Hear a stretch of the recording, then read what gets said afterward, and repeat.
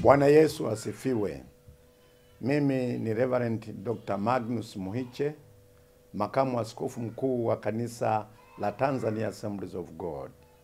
Ndugu maaskofu wa majimbo na kamati zenu, wakurugenzi wa idara na kamati zenu, waangalizi wa sehemu na kamati zenu, washirika wote wa Tanzania Assemblies of God, maaskofu wote na washirika wa CPCT, viongozi wa dini zote na Wakristo wote wa ndani na nje ya nchi, wananchi wote kwa ujumla wenu.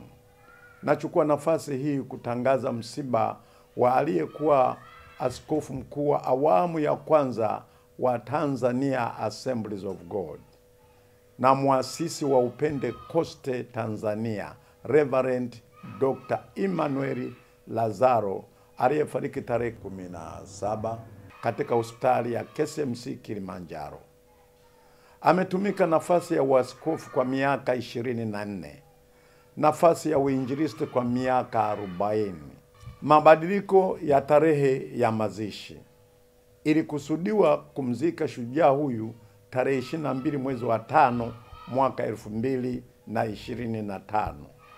Ila kutokana na baadhi ya watoto kuwa nje ya nchi, ratiba ya mazishi sasa itakuwa kama ifuatavyo.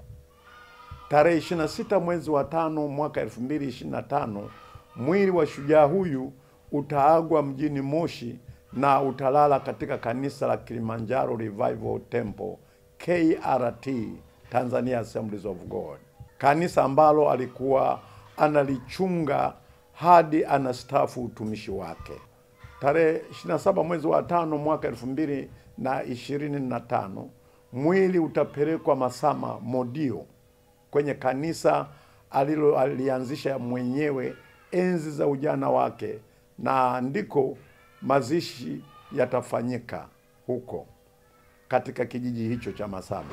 Natoa wito kwa maaskofu na waamini wote wa Tanzania Assemblies of God, maaskofu na waamini wote wa makanisa ya Kipentekoste, viongozi na waamini wote wa madhehebu mbalimbali na wananchi wote, karibuni tumzike mtumishi na mwananchi mwenzetu.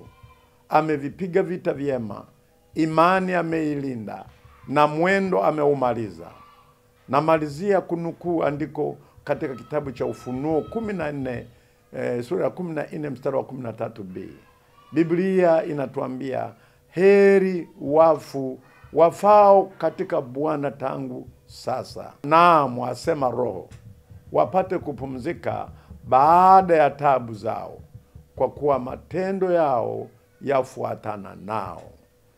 Bwana ametoa na Bwana ametwaa, jina la Bwana na libarikiwe. Amen. Kaja TV ni channel bora kabisa, ipo kwa ajili ya kukuletea matukio mbalimbali kama vile habari, matukio ya kijamii, kisiasa, kiuchumi, michezo, mikutano ya Injili, harusi na ibada mubashara. Usiache kusubscribe, kucomment na kulike ili uendelee kupata taarifa mbalimbali kutoka hapa Kaja TV.